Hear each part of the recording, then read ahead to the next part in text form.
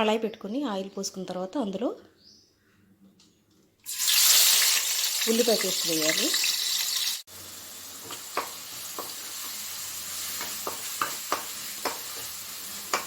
ఉల్లిపాయ paste light brown colour వచ్చే వరకు కూడా మనం వేయించుకోవాలి.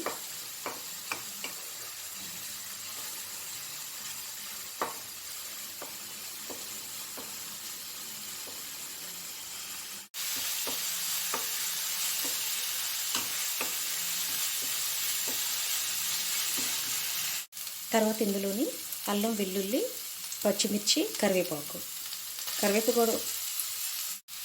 కూడా మనం పేస్ట్ చేసి వేసుకున్నట్లయితే తీసి పారేయకుండా మనకి ఫ్లేవర్ అనేది బాగుంటుంది. తినేవాళ్ళు తీసి పడేయకుండా ఉంటారు. అందువల్ల అల్లం, వెల్లుల్లి, పచ్చిమిర్చి, కరివేపాకు పేస్ట్ కూడా వేసి లైట్ బ్రౌన్ కలర్ వచ్చే వరకు కూడా వేయించుకోవాలి.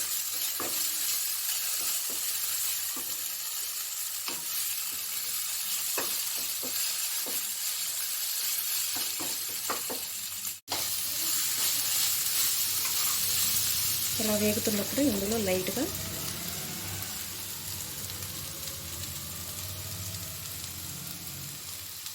పసుపు వేయాలి.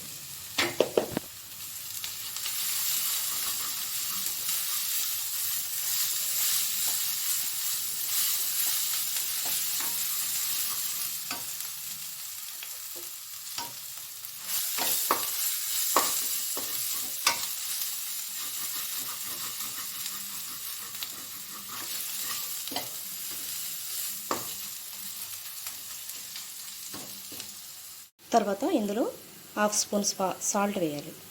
మనం చికెన్ ఉడకబెట్టేటప్పుడు సాల్ట్ వేసుకుంటాం కాబట్టి కొంచెం తగ్గించి వేసుకోవాలి.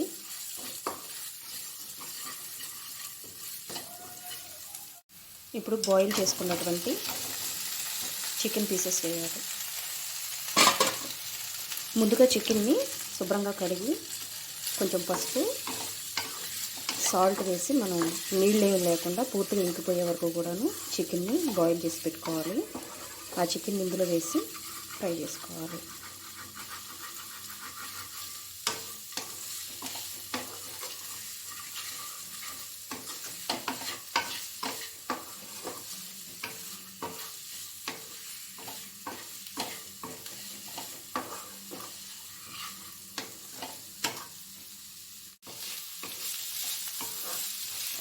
ఈ విధంగా మనకి చికెన్ బాగా ఫ్రై అయ్యేంత వరకు 5 నుంచి 10 నిమిషాల పాటు వేయించుకోవాలి.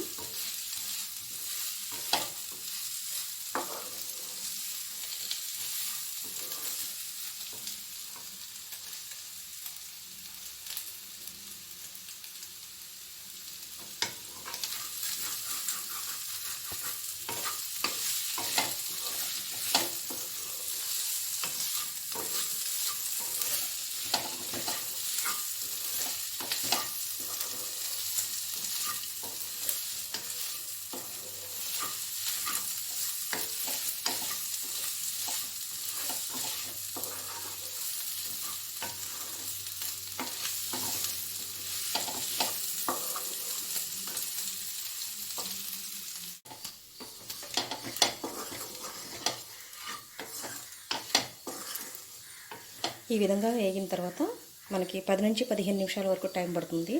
కొంచెం మీడియం ఫ్లేమ్లో పెట్టుకొని వేయించుకోవాలి, హైలో పెట్టుకోకుండా. తర్వాత కారం సరిపడినంత,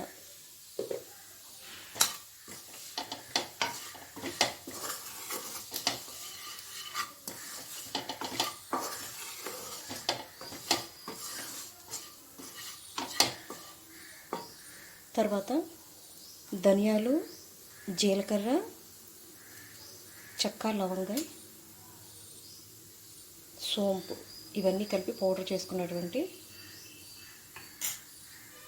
పౌడర్ లైట్ బ్రౌన్ కలర్ వచ్చే వరకు కూడా వేయించుకొని వాటిని పౌడర్ చేసి పెట్టుకోవాలి.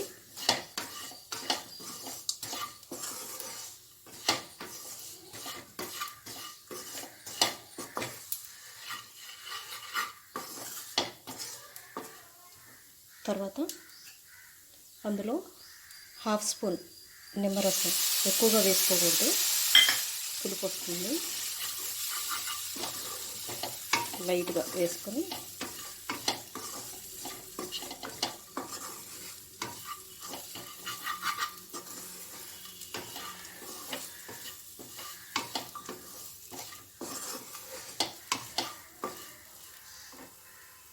తర్వాత ఇందులో నువ్వులు వేసుకున్నట్లయితే మనకి వైట్ కలర్లో కనిపిస్తూ తినడానికి చాలా బాగున్నట్లుగా కలర్ఫుల్గా కనిపిస్తుంటుంది.